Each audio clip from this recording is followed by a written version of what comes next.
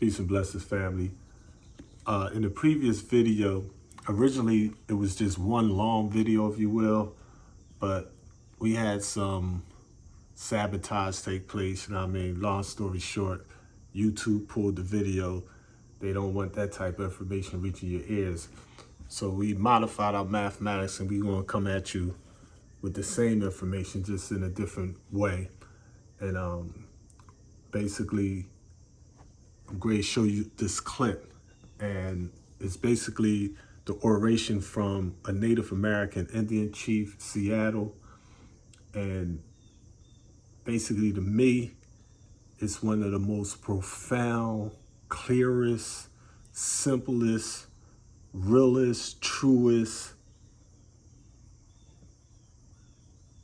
explanations of why human beings need to learn to live in harmony with nature, as opposed to just going for the money and working in opposition to it and just being a greedy corporation, if you will. You know what I mean? It's a profound explanation that the brother gave.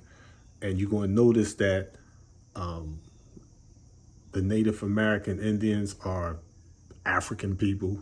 They black. You know what I mean? You're going to notice that that buffalo, the colonizers had no problem cutting all the buffalo heads off that they could capture, you know, and it just produces a imbalance. You know what I mean? You know, and it's not just an imbalance. It affects the global ecosystem. You know what I mean? The whole planet, as the Holy Quran teaches us. You know what I mean? She's crying. You know what I mean? Crying out like, yo, won't y'all quit beating me down like this? You know what I mean? So that speech that's in the DVD, I actually read that years ago. It's in book form. It was published in October the 29th, actually. And years later, the stock market happened to crash on October the 29th. And, you know, billions of dollars was lost, thousands of investors got wiped out, and it helped pave the way for the coming of a law God in the person of Master Muhammad to begin teaching in the Black Belt section of Detroit, Michigan, and establishing a lost temple #1. So the struggle continues. Enjoy this video.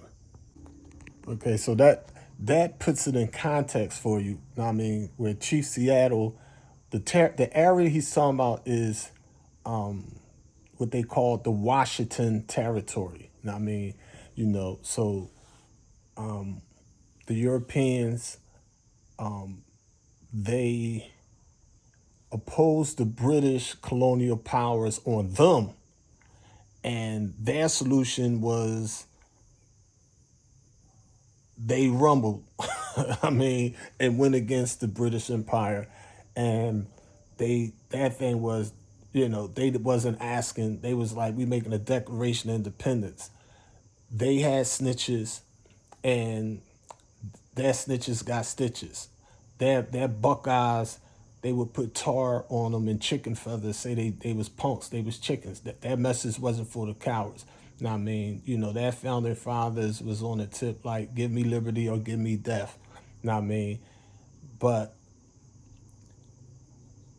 they celebrate their independence every year. They you know, they're honored and proud of their military might under the oceans, and you know, on, you know, there's the submarines under there, their giant Navy ships going across the oceans, their Black Hawk helicopters and jets and fighter jets and rockets going to other planets. And I mean, that countless guns and scopes and bombs and poisons and you name it. I mean, just you know, I mean, just they make it like might makes right.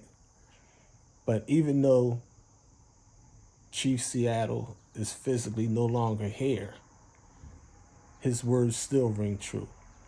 In the 1800s, he was warning about global warming and human greed and effects on the environment. You know what I mean? And over 100 years later, we still got former President Trump talking about global warming ain't real.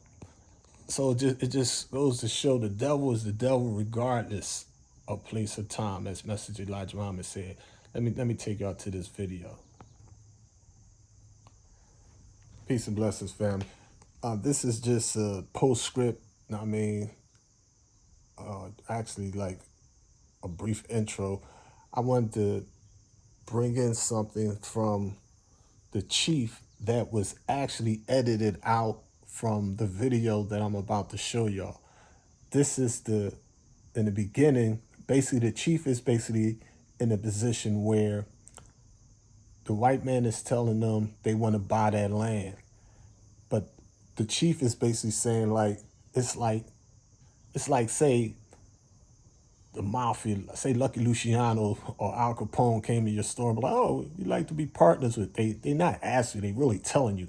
So he basically explained that if he don't sell the land, the white man is going to kill him. You know what I mean? Going to not kill him, kill his people and take the land anyway. So they sold the land or signed treaties under duress or compulsion. You know what I mean?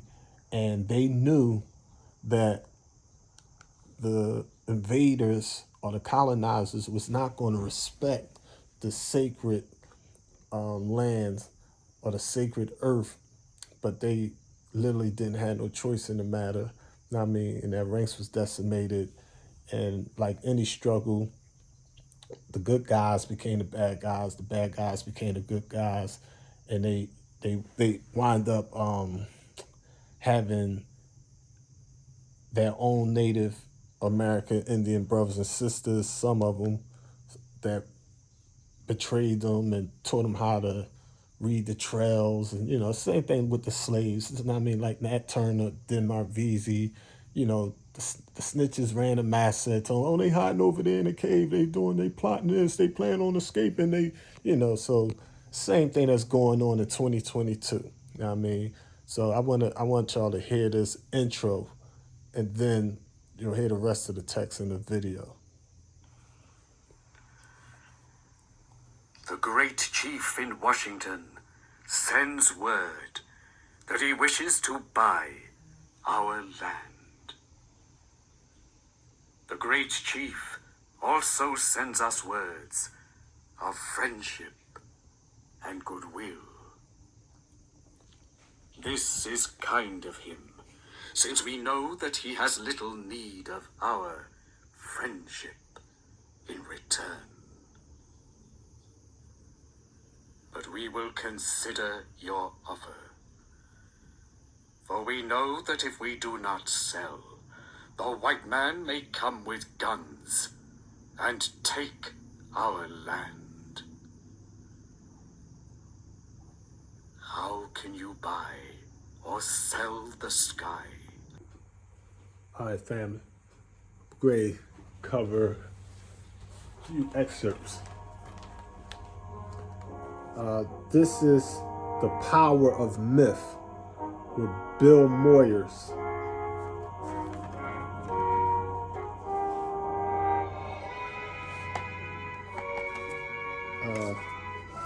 Joseph Campbell been studying mythology, and it's a 2-part DVD, so it's too long to show the whole thing. But I want y'all to see just a few minutes of it just to give you an idea. Short version. In the 1800s, there's a Native American Indian that's going to speak in the beginning.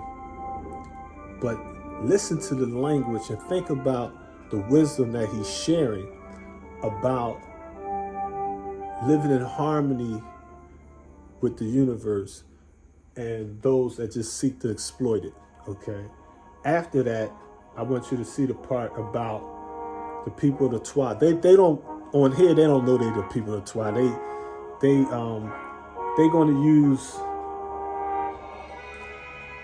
They're going to unintentionally use derogatory terminology like pygmies and all that there, but it's not.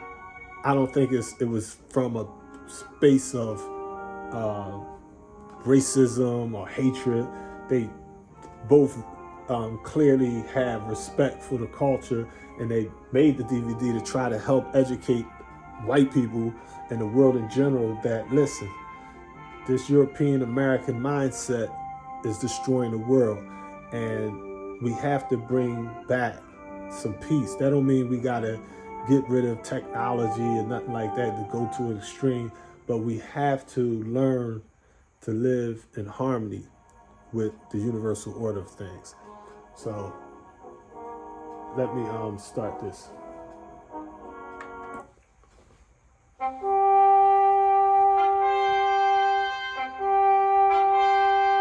The president in Washington sends word that he wishes to buy our land. But how can you buy or sell the sky, the land? The idea is strange to us. Every part of this earth is sacred to my people. Every shining pine needle, every sandy shore, every mist in the dark woods, every meadow, all are holy in the memory and experience of my people. We're part of the earth and it is part of us. The perfumed flowers are our sisters. The bear, the deer, the great eagle, these are our brothers. Each ghostly reflection in the clear water of the lakes tells of events and memories in the life of my people. The water's murmur is the voice of my father's father. The rivers are our brothers. They carry our canoes and feed our children. If we sell you our land, remember that the air is precious to us, that the air shares its spirit with all the life it supports. The wind that gave our grandfather his first breath also receives his last sigh. This we know, the earth does not belong to man, man belongs to the earth. All things are connected like the blood that unites us all. Man did not weave the web of life, he is merely a strand in it. Whatever he does to the web, he does to himself. Your destiny is a mystery to us. What will happen when the buffalo are all slaughtered? What will happen when the secret corners of the forest are heavy with the scent of many men, and the view of the ripe hills is blotted by talking wires? The end of living and the beginning of survival. When the last red man has vanished with his wilderness, and his memory is only the shadow of a cloud moving across. I want to pause right there for a brief second, fam, because I want you to notice the Native American Indians are actually the same as black people, people of color. So in our lesson, Student Enrollment, we include the 2 million Indians with the 17 million so-called American Negroes. Across the prairie, will these shores and forests still be here? Will there be any spirit of my people left? We love this earth as a newborn loves its mother's heartbeat. So if we sell you our land, love it as we've loved it. Care for it as we've cared for it. Hold in your mind the memory of the land as it is when you receive it. Preserve the land for all children and love it as God loves us all. One thing we know, there's only one God. No man, be he red man or white man, can be apart. We are brothers after all.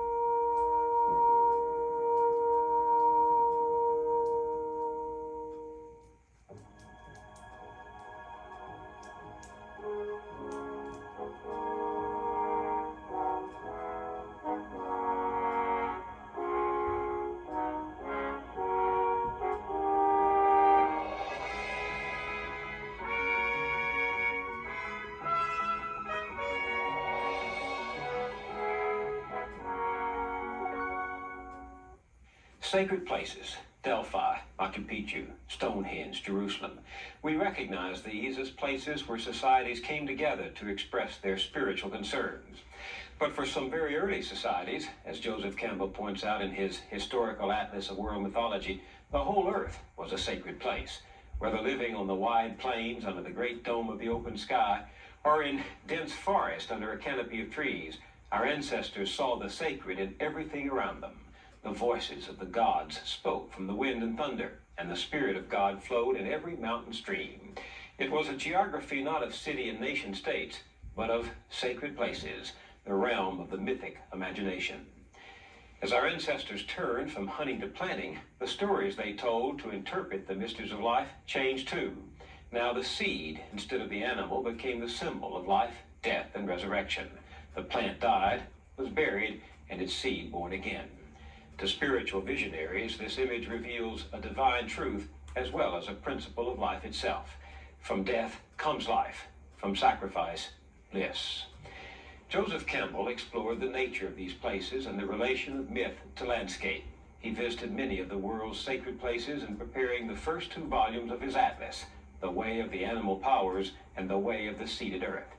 But as he often reminded his students at Sarah Lawrence College, you don't have to go on a pilgrimage to find your own sacred place where you can follow your bliss and nourish the activity of your own creative imagination.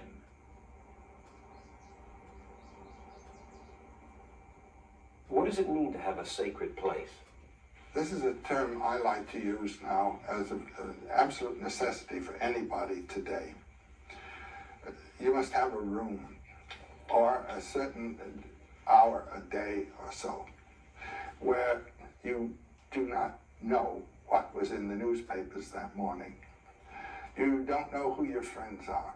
You don't know what you owe to anybody. You don't know what anybody owes to you.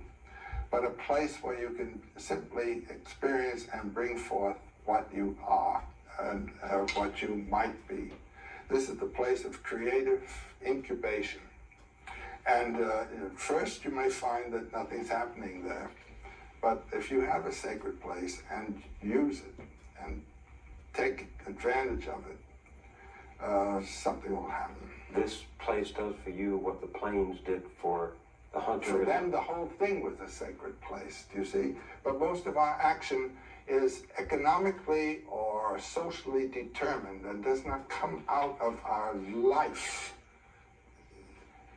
I don't know whether you've had the experience I've had, but as you get older, the claims of the environment upon you are so great that you hardly know where the hell you are. What is it you intended? You're always doing something that is required of you. This minute, that minute, another minute. Where is your bliss station, you know? Try to find it. Get a phonograph and put on the records, the music that you really love. Even if it's corny music that nobody else respects. I mean, the one that you like or the book you want to read. Get it done and have a place in which to do it. You get the now feeling of life. These people had it for the whole world that they were living in.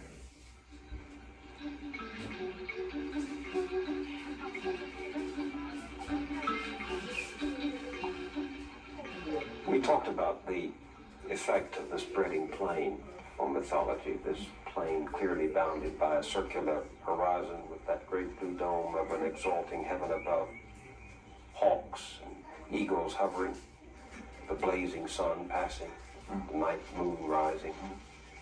And I can see the effect on people's stories of that. But what about the people who lived in the dense foliage of the jungle? Total transformation of environment and of psychology and everything else. No horizon. No horizon. No dome of the sky. No dome of the sky.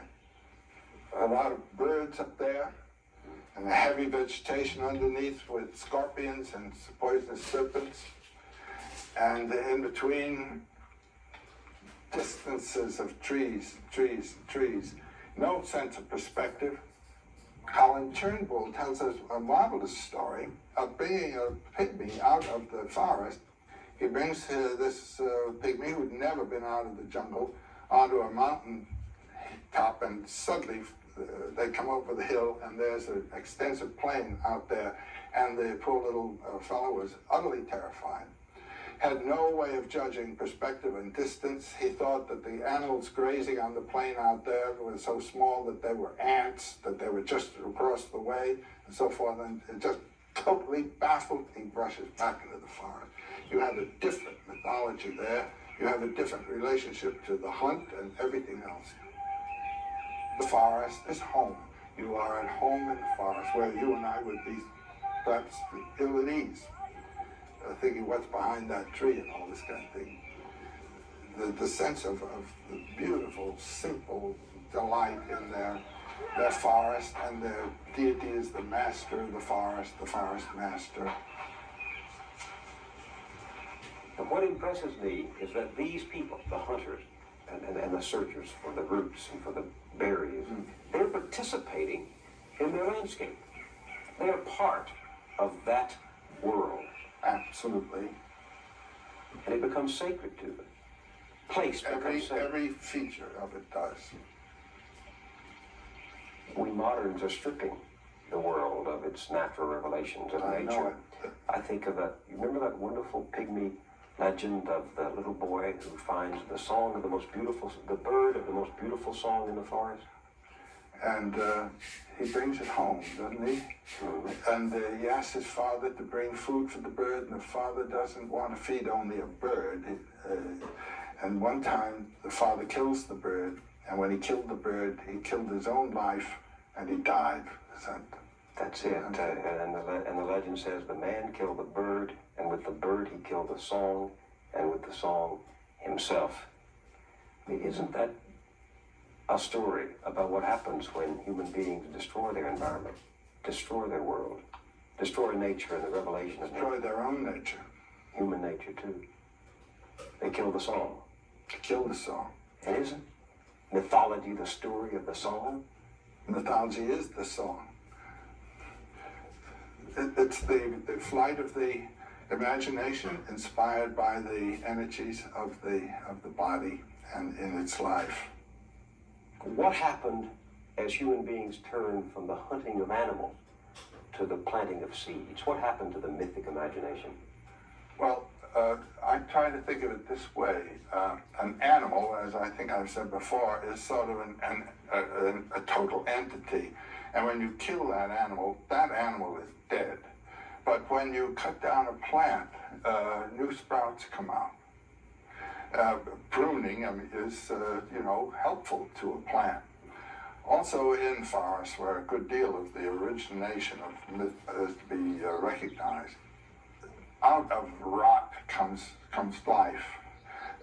Even in these forests here of the beautiful redwoods, I was in a wonderful forest right near Mendocino, and there are some great stumps from enormous trees that were cut down some decades and decades ago. And out of them are coming these bright new little children who are part of the same plant. So there's a sense of death as not death somehow, that death is required for new fresh life and so on. And the individual isn't quite an individual. He is a member of a plant. Jesus uses the term, where he says, I am the vine and you are the branches. That vineyard idea is a totally different one from the separate entity of the animal. And this makes a difference on the stories you Oh, tell the about. whole feeling about what life is.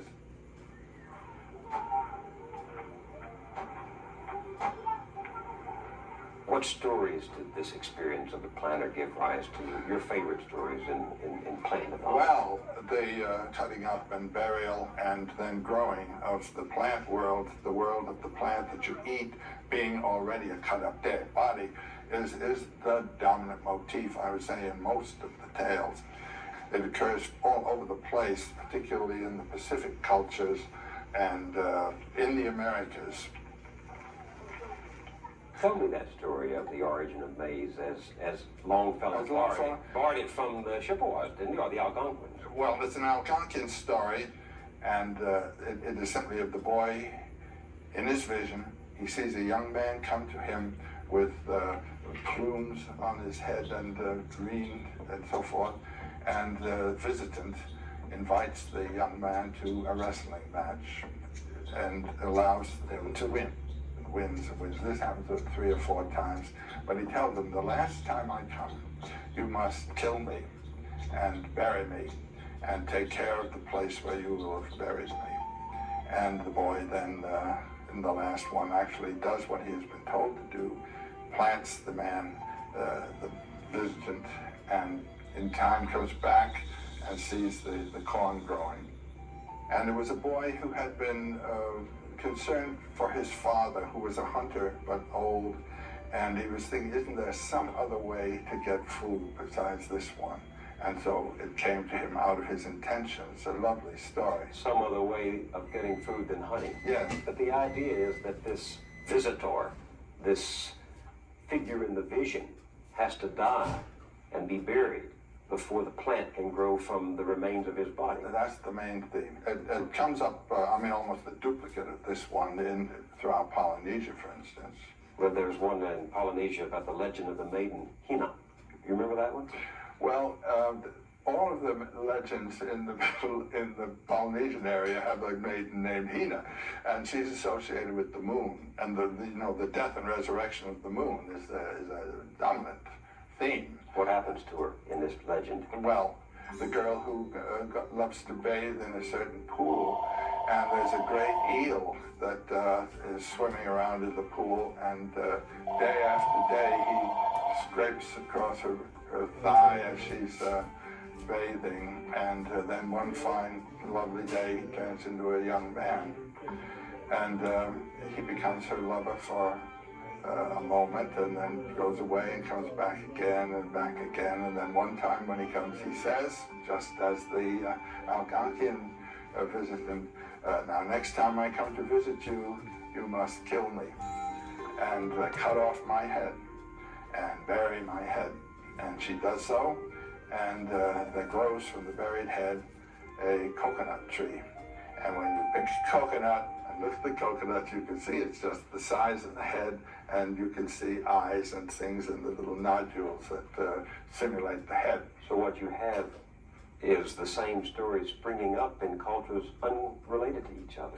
What is it Well, saying? to such an extent that it's stunning. And after years and years and years of reading these things, I am still overwhelmed at the similarities in cultures that are far, far apart.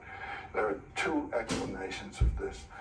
One explanation is that the human psyche is essentially the same all over the world. It is the inward aspect of the human body, which is essentially the same all over the world, with the same organs, with the same instincts, with the same impulse systems, with the same conflicts, the same fears.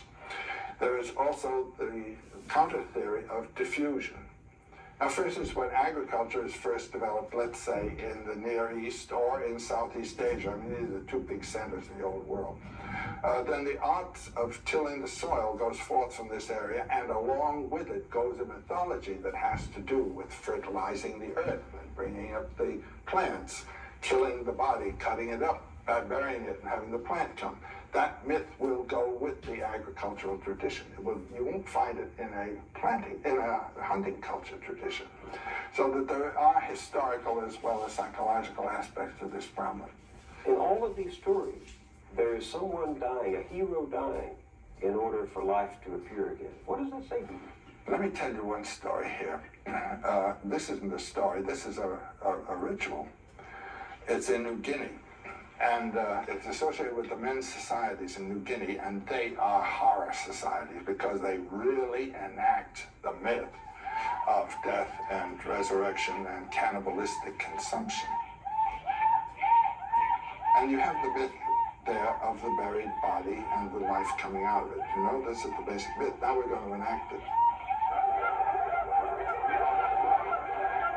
So here's this sacred field, the drums going and chants going, and then pauses, and this went on for 3 or 4 or 5 days, on, and rituals are boring. They just wear you out, and then you break through to something else. Then comes the great moment. The young boys who were being initiated into manhood were now to have their first sexual experience. There was a great shed of enormous logs supported by 2 uprights over here. And the young woman comes in all ornamented as a deity. And she is brought to lie down in this place beneath the great roof. And the boys then, with the drums going and chanting going on, one after another, there are about 6 boys, have their first permitted or public intercourse with the girl. And when the last boy is with her in full embrace, the supports are withdrawn, the logs drop, and the couple are killed. There is the union of male and female again, as they were in the beginning before the separation took place. There is the union of begetting and death again, and they're both the same thing. The little pair are pulled out and roasted and eaten right that evening, enacting the myth in its essential character. Can't beat that. And the truth to That's which the sacrifice of the Mass.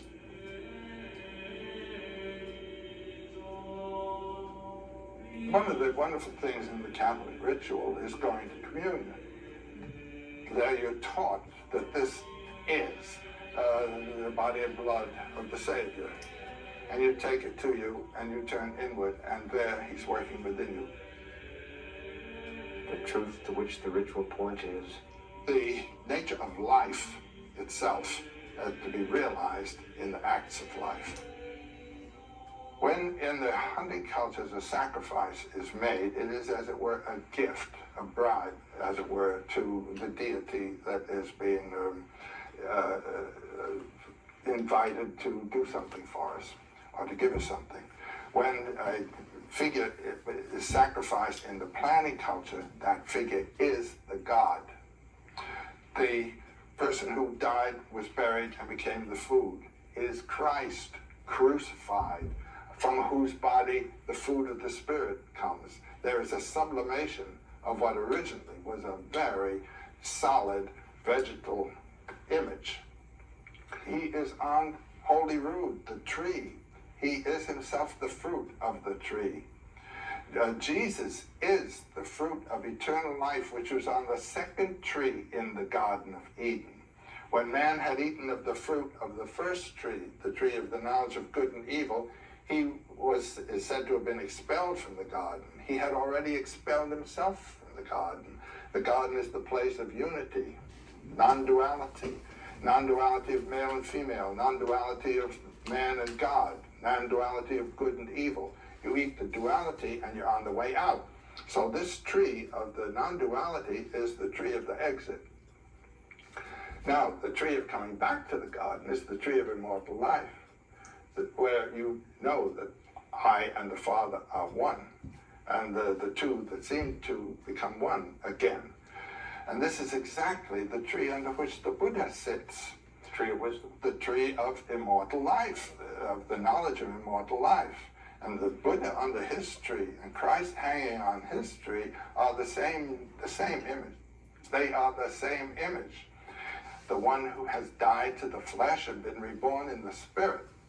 This is an essential experience of any mystical realization. You die to your flesh and are born to your spirit. You identify yourself with the consciousness and life of which your body is but the vehicle. You die to the vehicle and become identified in your consciousness with that of which the vehicle is the carrier. Do you understand me? And that is the God. So that what you get in the vegetation traditions is this notion of identity behind the surface display of duality. Identity behind it all. All of these are manifestations of the one. The one radiance shines through all things. The function of art, in a way, is to reveal through the object here the radiance. And that's what you get when you see the beautiful organization of a fortunately composed work of art. You just say, aha. Somehow it speaks to the order in your own life. This is a realization through art of the very thing that the religions are concerned to render. That death is life and life is death, and that the two are in accord. You have to have a balance between death and life. They're two aspects of the same thing, which is being, becoming. And that's in all of these stories? All of them. I don't know one where death is rejected. This idea of sacrifice is so foreign to our world today. Well, the old idea of being sacrificed is not what we think at all. Just consider, I think the great model of sacrifice is the Mayan Indian ball game. You know, they had a kind of basketball game. It was a loop there up in the stadium wall, and the idea was to get this big, heavy ball through that. I don't know how they did it with their shoulder, their head, or something or other. And the captain of the winning team was sacrificed on the field by the captain of the losing team. His head was cut off. And going to your sacrifice as the winning stroke of your life is the essence of the early sacrificial idea. There's a wonderful story that I found in the Jesuit relations. You know, the Jesuits here in the 17th century as missionaries up in Canada and northern New York State and so forth, of a young Iroquois boy who had just been captured by the Hurons, or perhaps it was the other way around, I've forgotten. And he was being brought to be tortured to death. The Northeast Indians engaged in a systematic torture, which would go on for a long time, and the ordeal was to be sustained with a smile without flinching. That was it. That was real manhood. But the boy is brought to this as though he were being brought to his wedding. He is singing, and the people with him are treating him as though they were his hosts, and he was the honored guest, and he played the game with them, knowing where he was going. And the priests describing the thing are absolutely bewildered by the situation. And they say that the mockery of this kind of hospitality for people who are then going to become the brutes. No, those people were the priests. And this was the sacrifice of the altar. And that boy was Jesus, you know, by analogy. And the priest every day is celebrating Mass, which is an imitation or a repetition, actually, of the sacrifice of the cross. That's what this priest was witnessing. But then you have it also in the Acts of John. Jesus, before going to crucify, the Jesus dance. That's one of the most beautiful passages in the Christian tradition. In the Matthew, Mark, Luke, and John Gospels, it simply mentioned that we sang a hymn and Jesus went forth. Well, here you have the whole hymn described in a ring. Jesus in the center saying, join hands and we'll sing and we'll dance. And he says, I am this, I am that, I am so forth, so forth. Amen, amen. Oh my God, it's grand. And then he walks out to be crucified. When you go to your death that way as a God, you are going to your eternal life. What's sad about that? Let's make it great. And they do. The God of death is the Lord of the dance. The God of death is the Lord of sex at the same time. What do you mean? It's a marvelous thing. One after another, you can see these gods. Gede, the god of the death god of the Haitian voodoo, is also the sex god. Wotan had one eye covered and the other uncovered, you see? And at the same time was the Lord of life. Osiris, the Lord of death, and the Lord of the generation of life. It's a basic theme. That which dies is born. You have to have death in order to have life. Now, this is the origin thought, really, of the head hunt in Southeast Asia, and particularly in the Indonesian zone. The head hunt, right up to now, has been a sacred act. It's a sacred killing. Unless there is death, there cannot be birth. And a young man, before he can be permitted to marry and become a father, must have gone forth and had his kill. What does that say? Well, that every generation has to die in order that the next generation should come. As soon as you beget or give birth to a child, you're the dead one. The child is the new life, and you are simply the protector of that new life. Your time has come, and you know. Well, that's why there is this deep psychological association of begetting and dying. Isn't there some relationship between what you're saying and this fact that a father will give his life for his son, a mother will give her life for her child? There's a wonderful paper. I don't know whether you knew that I would love to have talked to this point. There's a wonderful paper by Schopenhauer, who's one of my three favorite philosophers, called The Foundation of Morality. There he asks exactly the question that you've asked. How is it that a human being can so participate in the peril and or pain of another that without thought, spontaneously, he sacrifices his own life to the other? How can this happen? what we normally think of as the first law of nature, namely self-preservation, is suddenly dissolved, and there's a breakthrough. In Hawaii, some 4 or 5 years ago, there was an extraordinary adventure that represents this problem. There's a place there called the Pali, where the winds from the north, the trade winds from the north, come breaking through a great ridge of rocks and of mountain, and they come through with a great blast of wind. The people like to go up there to get their hair blown around and so forth, or to commit suicide, like jumping off the Golden Gate Bridge. Well, the police car was on its way up the early little road that used to go up there, and they saw just beyond the railing that keeps the cars from rolling over, a young man actually clearly about to jump and prepare himself to jump. Police car stopped. The policeman on the right jumps out to grab the boy and grabs him just as he jumped and was himself being pulled over and would have gone over if the second cop hadn't gotten around and grabbed her and pulled the two of them back. There was a long description of this. It was a marvelous thing in the newspapers at that time. And the policeman was asked, why didn't you let go? I mean, you would have lost your life. And you see what happened to that man. This is what's known as one-pointed meditation. Everything else in his life dropped off. His duty to his family, his duty to his job, his duty to his own career, all of his wishes and hopes for life just disappeared, and he was about to go. And his answer was, I couldn't let go. If I had, and I'm quoting almost word for word, if I had let that young man go, I could not have lived another day of my life. How come? Schopenhauer's answer is, this is the breakthrough of a metaphysical realization that you and the other are one. And that the separateness is only an effect of the temporal forms of sensibility of time and space. And our true reality is in that unity with all life. It is a metaphysical truth that becomes spontaneously realized because it's the real truth of your life. Now, you might say the hero is the one who has given his physical life, you might say, to some order of realization of that truth.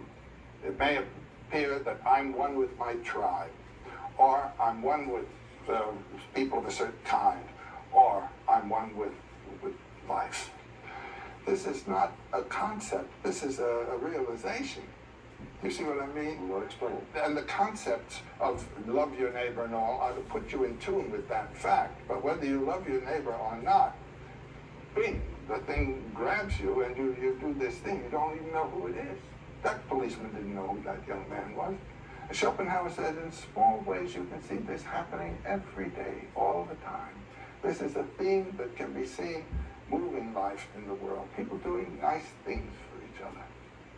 What do you think has happened to this mythic idea of the hero in our culture today? It comes up in an experience.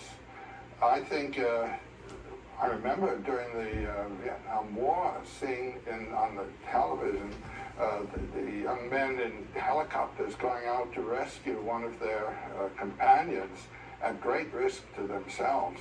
They didn't have to rescue that young man. It's the same thing working. It puts them in touch with the experience of being alive. Going to the office every day, you don't get that experience, but suddenly you're ripped into being alive, and life is pain, and life is suffering, and life is horror. But by God, you're alive, and it's spectacular. And this is a case of being alive, rescuing that young man. But I also know a man who said once, after years of standing on the platform of the subway, I die a little bit down there every day, but I know I'm doing so for my family. There are small acts of heroism that occur without regard to the nobility or the notoriety that you attract for it. That's right. And the mother does it by the isolation she endures in behalf of the family. Motherhood is a sacrifice. On our veranda in Hawaii, there are little birds that come that Jean likes to feed. And each year there have been one or two mothered birds. And if you've ever seen a mother bird plagued by her progeny for food, that the mother should regurgitate their meal to them, and the two of them, or five of them in one case, flopping all over this poor little mother, they bigger than she in some cases, you just think, well, this is the symbol of motherhood. This is just giving of your substance and everything to this progeny.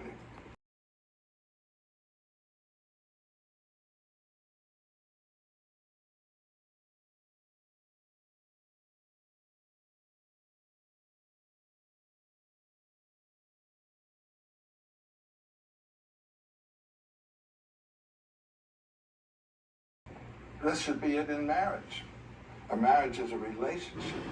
When you make a sacrifice in marriage, you're not sacrificing to the other, you're sacrificing to the relationship. And this is symbolized, for example, in that Chinese image of the Tai Chi, the Tao, you know, with the dark and the light interacting. It's a well-known sign. That is the relationship of yang and yin, male and female, which is what a marriage is. And that's what you are. You're no longer this. You're the relationship. And so marriage, I would say, is not a love affair. It's an ordeal. And the ordeal is sacrifice of ego to the relationship of the two-ness, which now becomes the one. One not only biologically, but spiritually, and primarily spiritually. Primarily spiritually. But the necessary function of marriage in order to create our own images and perpetuate ourselves and children, but it's not the primary one. No, that's really just the elementary aspect of marriage. There are two completely different stages of marriage. First is the youthful marriage, following the wonderful impulse, you know, that nature has given us in the interplay of the sexes biologically, and in then the reproduction of children. But there comes a time when the child graduates from the family and the family is left. I've been amazed at the number of my friends who in their 40s or 50s go apart, who have had a perfectly decent life together with the child, but they interpreted their union in terms of relationship through the child. They did not interpret it in terms of their own personal relationship to each other. Utterly incompatible with the idea of doing one's own thing. It's not one's own thing, you see. It is, in a sense, one's own thing, but the one isn't just you, it's the two together. And that's a purely mythological image of the sacrifice of the visible entity for a transcendent unit, cracking eggs to make an omelet, you know. And by marrying the right person, we reconstruct the image of the incarnate God. And that's what marriage is. The right person. How does one choose the right person? Your heart tells you it ought to. Your inner being. That's the mystery. You recognize your other self. Well, I don't know, but there's a flash that comes and something in you knows that this is the one. Hmm? What has mythology told you about death? What do you think about death? Well, the way, if one can identify with the consciousness of which the body is a vehicle, and really achieve an identification with the consciousness of which the body is a vehicle, not knowing what it is, undifferentiated consciousness, one can let the body go. I like what I heard of Woody Allen, you know, I'm not afraid to die, I just don't want to be there when it happens. You can have disengaged yourself from the body and not be there, you might say. And yet, you know from myth and nature that the body dies. It perishes, it rots. We're back to the beginning of the book. So you expect it. They're growing old. I mean, you know what's happening. The body is rotting.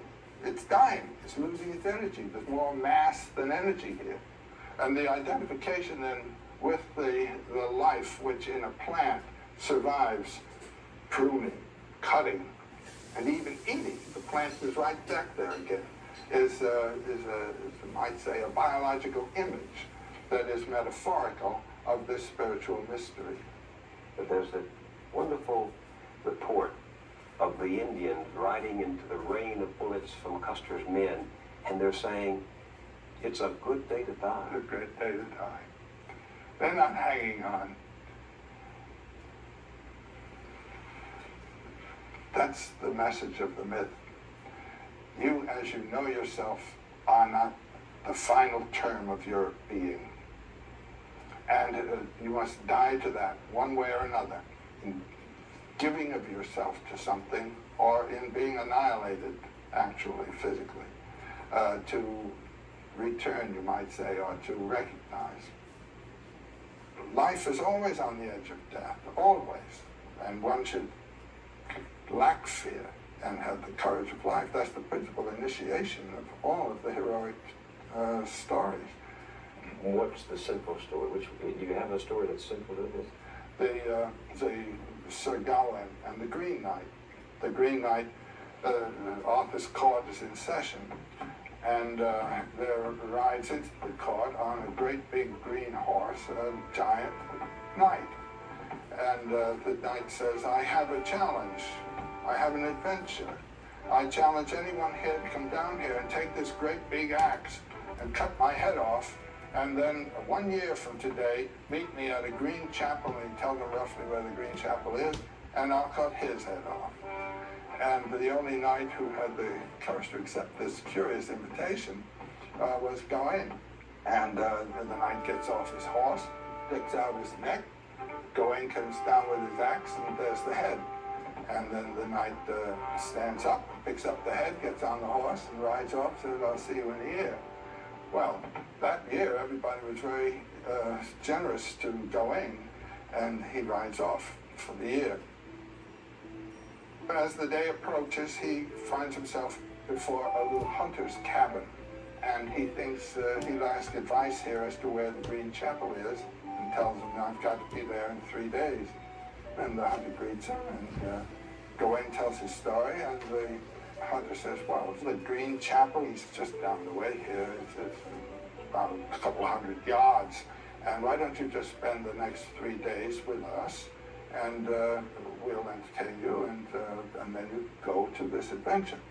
All right, very well. So the hunter says, well, I've got to go out for the day on the hunt. And he says, you'll spend the night with us, and then in the morning I'll go forth, and in the evening I'll come back, and I'll give everything I will have got during the day to you, and you give to me what you will have got during the day. But in the morning the hunter rides off, and Gawain's in bed, and in comes the hunter's gorgeous, beautiful wife. And she tickles Gawain's chin and invites him to love. Well, he's an Arthurian knight, a knight of Arthur's court, and to betray his host is the last thing that a knight can submit to, so he resists this woman. And she's very, very aggressive, and he's very, very stern in his position. And finally she says, well, let me give you a kiss. So she gives him one big smack, and that's that. In the evening, the hunter comes back with a great haul of game, throws it on the floor, and Gawain gives him a kiss. And they laugh, and that's that. Second morning, a similar event. The wife comes in, and Gawain gets 2 kisses. And the hunter comes back with about half as much game, and he gets 2 kisses. They laugh, and that's that. The third morning, the wife comes in. Now, here's a man about to meet his death. He's about to have his head chopped off. Beautiful woman, the last moment of the possibility of this wonderful fulfillment. And again, he resists. She gives him 3 kisses and her garter. And she says, this will protect you against any danger. The hunter comes home with just one silly, smelly fox, throws on the ground, and he gets 3 kisses, but no garter. So comes the time now to go and have your head chopped off. Do you see what the tests are of the night here? One is sex, lust, and the other is courage. So he approaches the chapel, the Green Chapel, with the Green Knight whom he's about to encounter, and he hears the knight whetting this great knife, this great axe. He comes to it, And the knight is there, certainly the great big green fellow, and he greets him and said, okay, put your neck out there on this block and I'll chop your head off. And he lifts the axe. He said, no, stretch out a little more. He does it 3 times. And then the axe comes down and just cuts his neck a little bit. The Green Knight says, that's for the garter. Well, this is the origin legend of the Knights of the Garter. Here's a knight who really transcended the 2 great temptations, fear of death and lust for sex and the joys of life. And the moral? And the moral is that the realization of your bliss, your true being, comes when you have put aside the what might be called passing moment with its terror and with its temptations and its statement of requirements of life.